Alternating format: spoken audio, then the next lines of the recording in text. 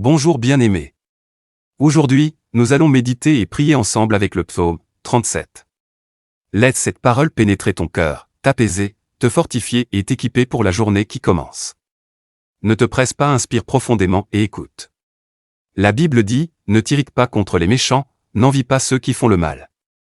Car ils sont fauchés aussi vite que l'herbe, et ils se flétrissent comme le gazon vert. Versets 1 à 2, Dieu nous demande de ne pas envier ceux qui semblent réussir par la ruse ou par l'injustice. Leur succès est temporaire, fragile, sans fondement. Ne laisse pas ton cœur s'alourdir de jalousie ou de colère. Choisis la paix. Confie-toi en l'Éternel, et pratique le bien, et le pays pour demeure et la fidélité pour pâture. Verset 3, le Seigneur te dit, continue à faire le bien, même quand personne ne le voit, même quand cela ne rapporte pas immédiatement. Dieu est fidèle. Ta récompense ne viendra pas des hommes mais de lui seul. Fais de l'Éternel tes délices, et il te donnera ce que ton cœur désire. Verset 4, c'est une promesse incroyable. Lorsque tu prends plaisir en Dieu, il transforme tes désirs, il aligne ton cœur avec le sien, et alors il accomplit ce que ton âme soupire. Ne cours pas après ce monde, cours après Dieu, et ce monde viendra à toi selon sa volonté, recommande ton sort à l'Éternel, mets en lui ta confiance, et il agira. Verset 5, répète-le dans ton cœur, il agira. Ce n'est pas une incertitude, mais une garantie. Aujourd'hui, ce verset est pour toi.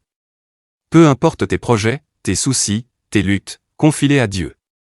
Il agit même quand tu ne le vois pas, il fera paraître ta justice comme la lumière, et ton droit comme le soleil à son midi. Verset 6, Dieu est ton défenseur. Il sait ce que tu vis, ce que tu endures. Un jour, il fera briller ta justice au grand jour.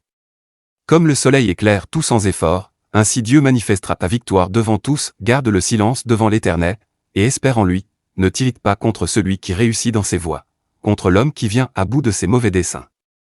Verset 7, le silence devant Dieu, c'est la confiance totale. C'est dire, Seigneur, je ne comprends pas tout, mais je sais que tu contrôles tout. Laisse ton cœur se reposer en lui ce matin.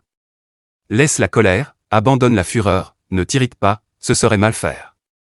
Car les méchants seront retranchés, et ceux qui espèrent en l'Éternel posséderont le pays. Versets 8 à 9, ne garde pas la colère en toi. Elle détruit ton âme, mais elle ne change pas la situation. Abandonne-la au pied de la croix. Ton héritage est grand, il ne sera pas pris par les méchants. Encore un peu de temps, et le méchant n'est plus. Tu regardes le lieu où il était, et il a disparu. Les misérables possèdent le pays, et ils jouissent abondamment de la paix. Versets 10 à 11, Dieu a toujours le dernier mot. Le mal semble dominer pour un temps, mais sa fin est certaine. Toi, enfant de Dieu, tu posséderas la paix, une paix abondante, une paix que personne ne pourra enlever. Le méchant forme des projets contre le juste, et il grince des dents contre lui. Le Seigneur se rit du méchant, car il voit que son jour arrive. Versets 12 à 13. Oui, parfois les ennemis de ta vie semblent se lever comme une armée. Ils complotent, ils critiquent, ils veulent te faire tomber. Mais écoute, Dieu rit de leurs plans, car il sait que leur temps est court. Ton Père veille sur toi, et nul ne peut t'arracher de sa main ce qu'il a choisi de bénir. Les méchants tirent l'épée, ils bandent leur arc, pour faire tomber le malheureux et l'indigent, pour égorger ceux dont la voie est droite.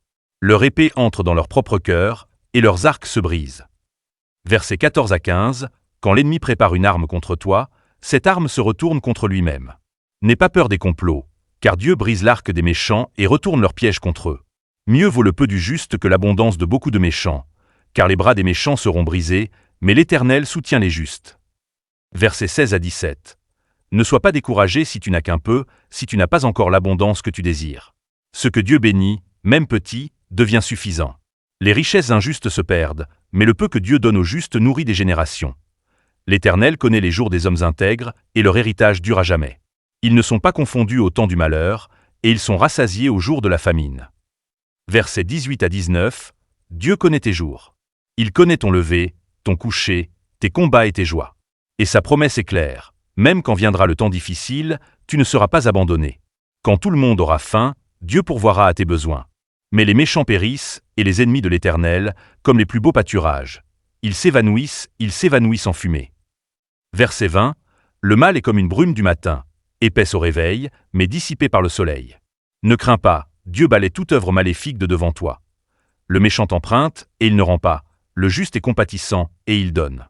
Car ceux que bénit l'Éternel possèdent le pays, et ceux qu'il maudit sont retranchés. Versets 21 à 22, le signe d'un cœur juste, c'est la générosité. Dieu bénit celui qui donne, celui qui tend la main, celui qui partage. Et sa bénédiction est un héritage éternel. L'Éternel affermit les pas de l'homme, et il prend plaisir à sa voie. S'il tombe, il n'est pas terrassé, car l'Éternel lui prend la main.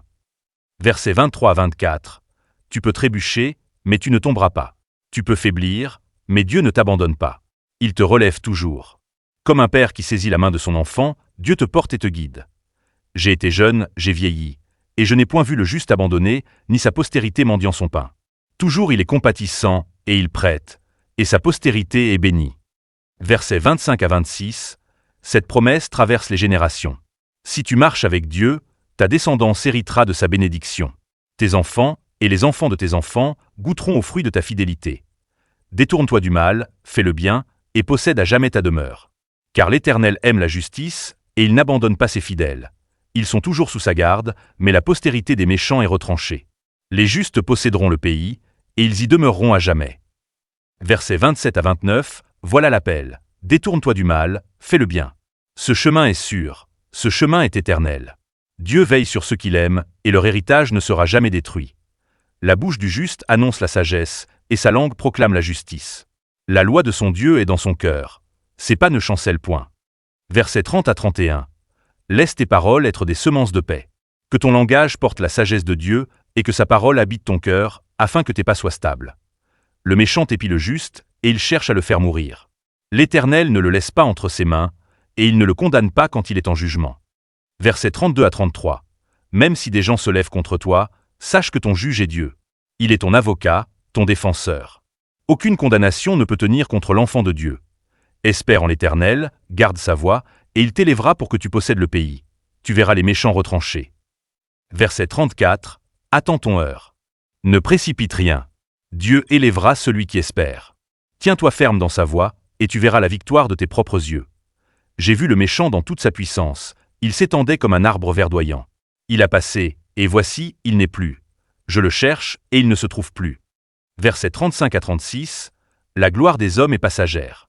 Ils brillent comme un feu de paille, mais disparaissent en un instant. Mets ta confiance non pas dans ce qui est visible, mais dans ce qui demeure éternel.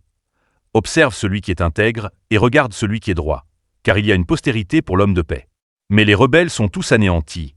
La postérité des méchants est retranchée. Versets 37 à 38. L'intégrité est une semence qui ne meurt pas. La droiture est un héritage que tu laisses après toi. Choisis la paix, et Dieu assurera ta descendance. Le salut des justes vient de l'Éternel. Il est leur protecteur au temps de la détresse. L'Éternel les secourt et les délivre. Il les délivre des méchants et les sauve, parce qu'ils cherchent en lui leur refuge. Versets 39 à 40. Voilà la conclusion du psaume 37. Ton salut vient de Dieu seul. Il est ton protecteur, ton secours, ton refuge. Même quand tout s'écroule autour de toi, sa main te délivre et te garde. Bien-aimé, le psaume 37 est une promesse vivante.